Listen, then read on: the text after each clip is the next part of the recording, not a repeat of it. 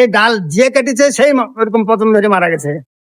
যারা তেঁতুল নামাতে উঠে একটু বিদ্রুপ করেছে তারাও তাদেরকে আছাড় মারিছে।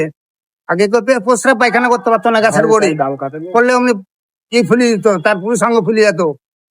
বহু সমস্যা ছিল।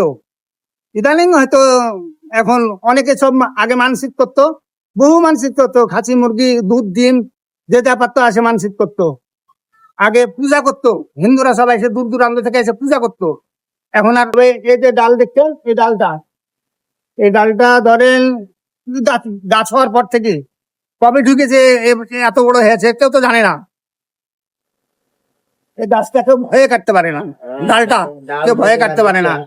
এই ডালটা ধরেন এভাবে আছে, দোকানদার এভাবে দোকানদার রেখে দিয়েছে, এটা ভাড়া বাদ এভাবে ছিঁড়ে দিয়েছে, ভয়ে কাটতে পারে না। কারণ আমিও তো ওই গাছে ডবল করতে পারিনি, ভয়ে মিস্ত্রিরাও কাটিয়ে দিবে না আমাকে, আমি দোতলা করতে পারিনি ভয়ে। তাহলে পাশের দোকান তো দেখতে পাইলেন, আপনার তো বলা হলো যে এই দোকান করার জন্য ডালটা কাটিছিল, ও বারদার গায়ে মারা গেছে, প্রথম ধরে মারা গেছে।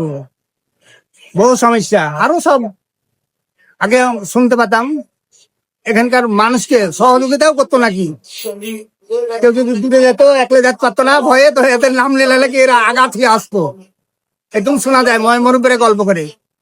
ভালো জিনিস।